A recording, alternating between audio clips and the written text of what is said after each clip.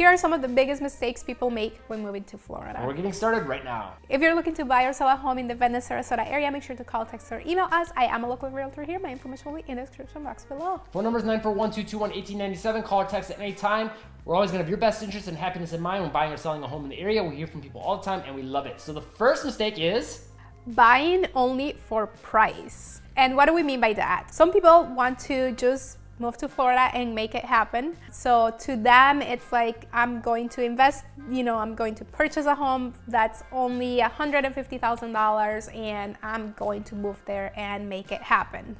Yeah, and I think that can be a problem because a lot of issues could come from that. One, you might be in a really undesirable location. There might be higher crime. It might be just a city that's dying. It's just hard to say. There's a lot of little things as far as that location goes. But then also when you're looking in, like, let's say $150,000, now maybe you're looking at a mobile home. And if you get a mobile home on like one of the coasts and a hurricane or a really bad storm goes through, we saw the damage that happened to mobile home parks in Northport, Venice, Inglewood after Hurricane Ian, and your whole house is going to be like gone or severely damaged in a lot of these areas.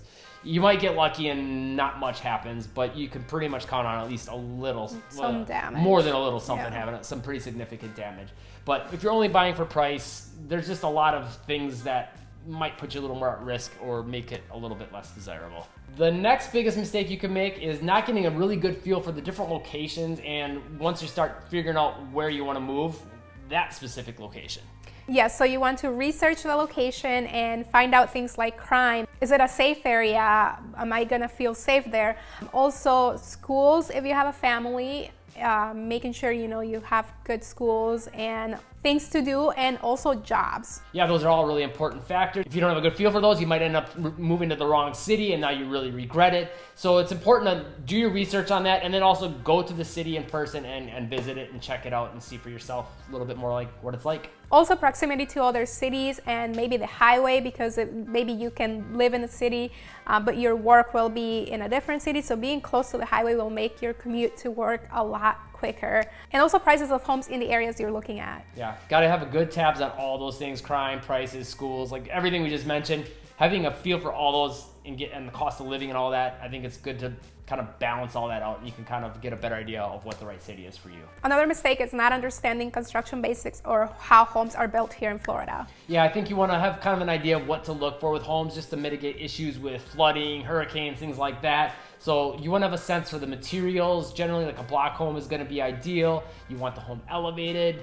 You want probably, if ideally, some retention ponds nearby, good drainage. A lot of those things can really help you out if you do decide to make the move, that you can hopefully not have to deal with any major damage if a big storm or hurricane does go through. Another mistake is when you're starting to initially look at, okay, let's get pre-approved and, so I can get a loan and now go look at houses. Only getting approved with one lender. Yes, you do want to do your due diligence and try to get pre-approved. I would say with at least 2 to 3 lenders, just because that way you can price shop a little bit the rate and you'll have more options. And if something comes up with that one lender that got you pre-approved, but then you find a home and now they can't get you approved, well, now you have 2 other lenders that could, help you get you approved, because some lenders will only look specifically at one thing, like whether that's just your credit and your debt to income ratio, but other lenders will look at a lot of different things, and that's how you can get pre-approved. Another mistake is not considering downsizing or storage. Yeah, a lot of people that especially live in the northern states that have basements, attics, things like that, you get used to storing a lot of stuff that you probably don't need. When you're looking to make the move to Florida, this is something we did, and it was great doing it, honestly. It was liberating. We just got rid of all the crap that's been sitting in the garage that we didn't need, the basement, the attic, and there's just a lot of stuff that you don't need to bring with you. And if you really absolutely need to bring it, then consider storage units. There's tons of them everywhere in Florida, and go ahead and make use of that. Another mistake is not realizing that appliances are usually included when you purchase a home. Yes, so this is one thing you don't have to worry about. I know a lot of the northern states, if you're purchasing a home, appliances are not included. But here, everything from the kitchen appliances to the washing and dryer machines are included. The main big appliances, not like a toaster or, or like a blender, those are not included, but your fridge, your dishwasher, microwave, and your range oven are all included. So that's one less thing you have to buy, and you can figure that into your budget. And this doesn't apply to everything, and this doesn't apply to like every single home, and that they will include it in every single home, but it is very common to have them included. Another mistake people make when moving to Florida is not making offers that fit current market conditions. Yeah, as we could definitely see from the last 4 or 5 years, things have changed a lot, right? It went from you had to put an offer in the day before it hit the market, and it better be at least $30,000 above asking, and someone might outbid you, to now it's like there's a little more wiggle room. You can maybe negotiate potentially depending on the place and the price, but it's got to fit what's going on right now. If your offers aren't fitting it, good luck trying to make the move, because you're just probably not going to be able to get a place. Yes, and just because the market is slowing down doesn't mean that you're going to go in and offer a very low ball offer to the seller, because, and especially if that home has only been on the market for a week or two, because they're not going to take your offer. Their main goal is to get at least the asking price. If you send an offer below asking, a lot of times, depending on how low, a lot of times they won't even get back to you because you're already offending them, because they want at least the asking price. Now, if the home has been sitting on the market for a little while, then yes, now there is room for negotiation. Another mistake people were making, not as much right now, but it continues to happen, is not considering the roof age. Especially if you're coming from out of state, this is something maybe that is new to you. Roofs in Florida, generally, they're going to last around 15 years because of all the sunlight and the rain that we constantly get in the summer. They don't last as long here, and because of that, now a lot of insurance companies, that's a whole nother can of worms, but insurance companies generally will want your home's roof to be 15 years or less, or they will not cover you. They're going to want you to get a new roof. So if your roof is older, first of all, keep in mind that now there's more chance of it being damaged in a major storm, but number two, you might have a hard time with getting insurance. Yes, and if you can't get insurance and you're financing, then your loan will not get approved. So keep that in mind when you're financing. And also negotiating, maybe, to try to see if you can get a new roof on the place, so now you can buy the place. Yeah. Another mistake is not considering the location of your home for flood insurance, or even considering getting flood insurance, even if it's not required. And that's something that's changed for us a little bit since Hurricane Ian. Yes, keep in mind that just because you're out of a flood zone in Florida, you still are in a peninsula. So things can happen, floodings can happen. Our perspective has changed dramatically after Hurricane Ian because we're not in a flood zone. So we know we live in Florida, something can happen, but we never thought about like having flood insurance. And now with seeing what happened, people that were not in flood zones getting their homes flooded, like that changes your perspective on the whole thing. Definitely, I'm much more strongly looking at like the factors that will prevent it from flooding, having the home elevated, good drainage, things like that. And even then, again, it's like not 100% guarantee that you're never going to get flooded, but you definitely want to get as much stuff in place as possible to help prevent that. Another mistake people make is counting out well and septic because they don't want to be on well and septic. And I think if you have a little open mind to this, there are some pros to it if you know how to handle it correctly. I think if you're willing to do well and septic, a lot of people don't like the well water, right? Because of the taste or whatever, minerals in it and all that kind of stuff. But you can get a whole house reverse osmosis system put in. That water is going to be crystal clear, perfect for drinking and whatever else you're using, dishwasher, all that kind of stuff. And now your water bill is free. So yes, that's a big upside to that. That's a big plus. And I would just say keep a savings, a small savings account for if something goes wrong with the well.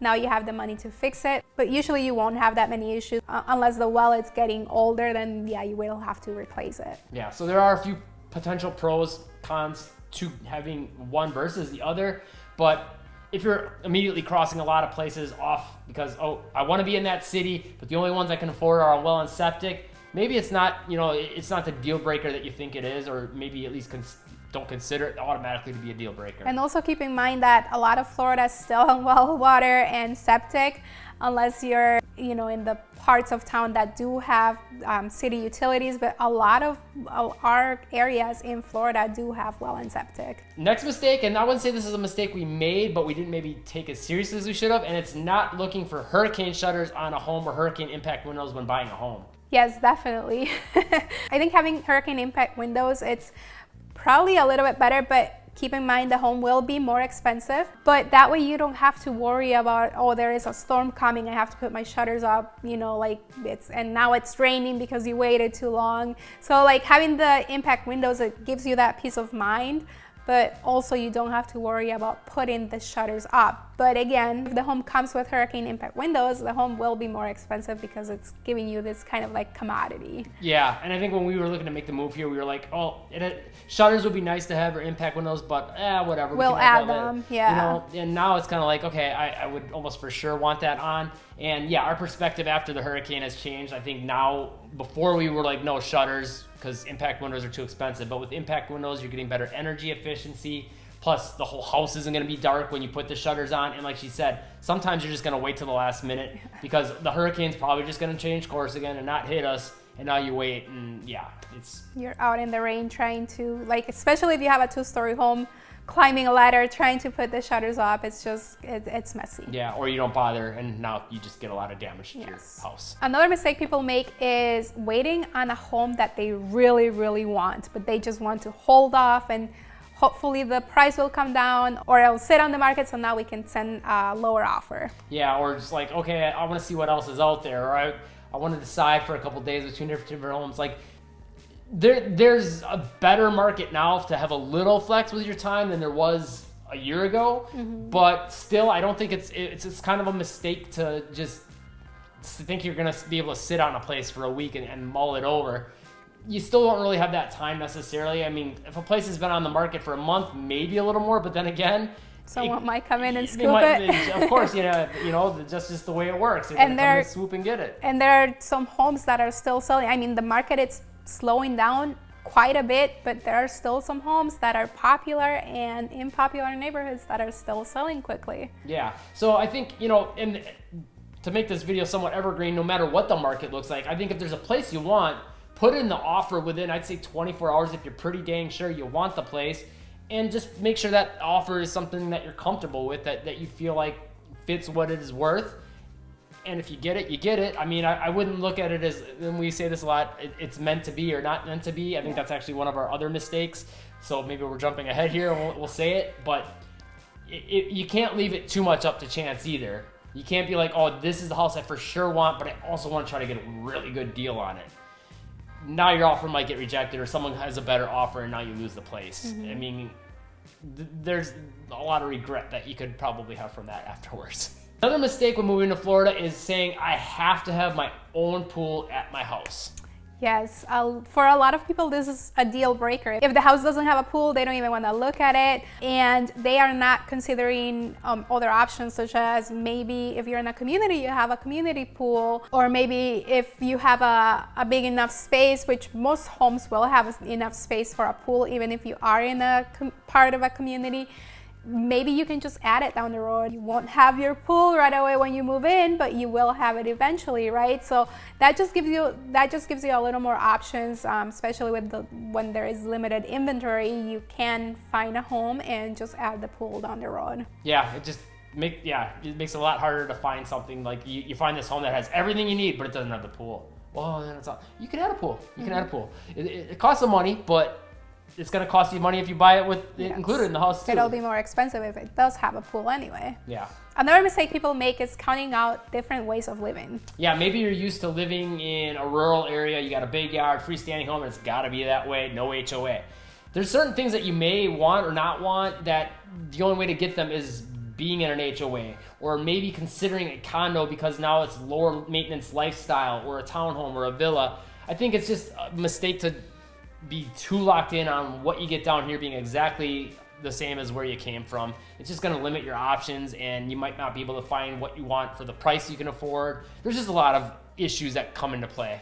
Yeah, and just keeping an open mind will help a lot too, and now you'll have a lot more homes to choose from.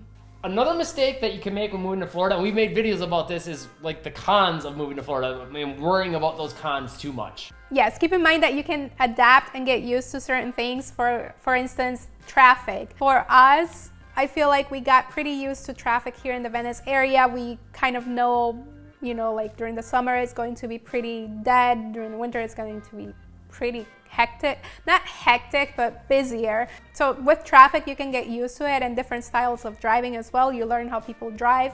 You get used to it. Also with bugs, a lot of people think that bugs are everywhere in Florida and that they are in your home, and that's not the case. I mean, if you live in a condo, it could be the case because you have, people above and below you, and if they don't take care of their own unit, bugs could get to your unit as well. But if you live in a single family home, that's really not a problem. With mosquitoes, we do have a lot of mosquitoes, but I feel like we have a lot more and a lot worse in Wisconsin. Yeah, easily.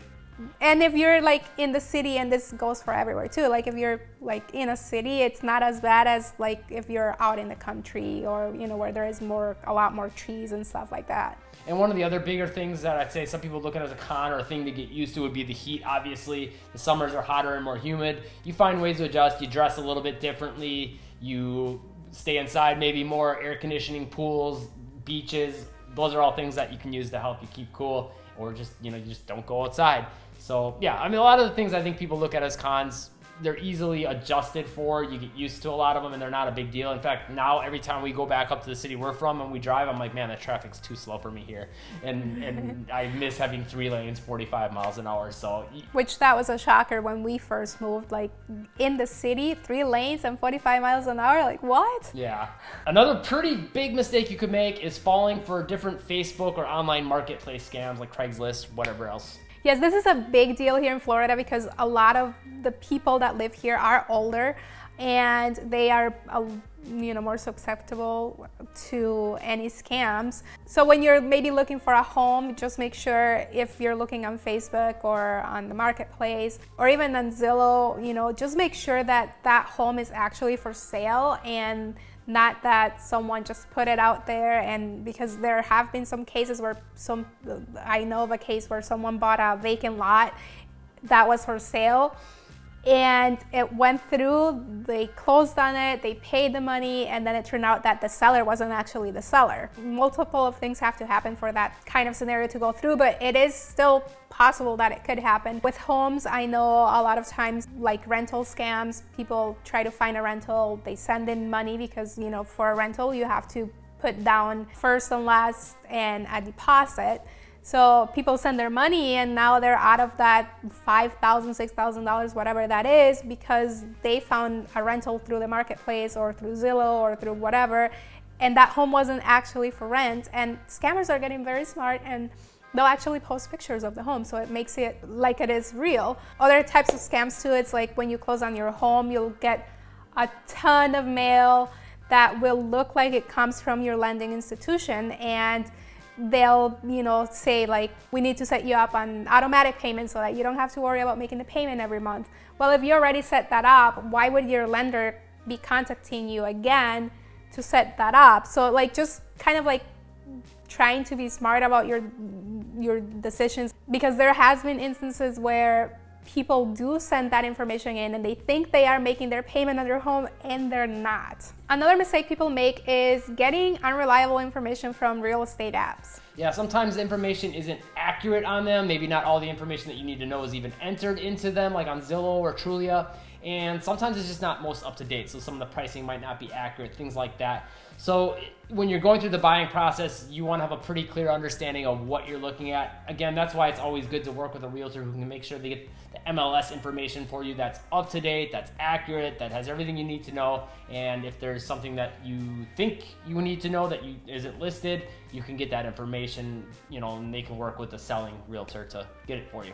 Another mistake is deciding very early in the process, like you want to move to Florida, that you're for sure going to buy or rent. I think it's important to look at all your options. Yes, and you might not be able to find a rental because in winter, we have a lot of people here in Florida that come from the northern states for the winter. So not having a rental lined up could be very dangerous because you might not find one. And also with buying a home, if you do want to buy a home, it might be a little more competitive because during winter is when most of the transactions take place here in Florida because, people are trying to move down or it's cold maybe where they're from. So they're thinking about either moving down to Florida or retiring in Florida or snowbirds too. So that's when most of the transactions take place. And a couple other things I think to consider is if you buy a home, you're getting equity in that home. So every month you're paying for your home that you own, not your landlord's home. Mortgage. Yeah. And then on top of that, there's less volatility. If you buy a home, you know what the price is going to be every single month if you're in a fixed rate mortgage. But if you go and rent, that rent could change in a couple months, 6 months, you know, it just depends on the lease you have worked out or whatever, but that's always a possibility. And now all of a sudden you can't afford to live there anymore. Yes. And one other thing to mention is if, let's say you decide that you want to move to Florida, but the only way to get it done, or the only way you feel comfortable is by buying a home, you can always turn around and say, okay, yeah, I don't want to live here anymore. And you just rent out your home, and now you can maybe make some extra income, and then you go move back to wherever you came from. Another mistake people make is not being pre-approved before they start looking at homes. That's a big mistake, because now you start looking at homes that you can't afford, and you're wasting your time, your realtor's time, or maybe you can afford more and you can get a nicer house. Yes, and another mistake within that same mistake is sometimes people think that they are pre-approved, but they are actually pre-qualified. A pre-qualification is not as strong as a pre-approval. You do want to get pre-approved because this means that the lender has pulled your credit and looked at your income. So like we know that if you do find a home, unless you were to quit your job or something happened, you made a last minute expense, you are going to be approved for that loan. That being said, if you are looking to move to the Venice, Sarasota, Inglewood, Northport areas of Florida, make sure to call, text, or email us. I am a local realtor here. My information will be in the description box below. Phone number is 941-221-1897. Call or text at any time. We're always going to have your best interest and happiness in mind when buying or selling a home in the area. And we hear from people all the time, and we love it. If you found the video helpful, hit the like button, leave a comment with any other questions you have, subscribe and turn on all notifications, and Live breezy.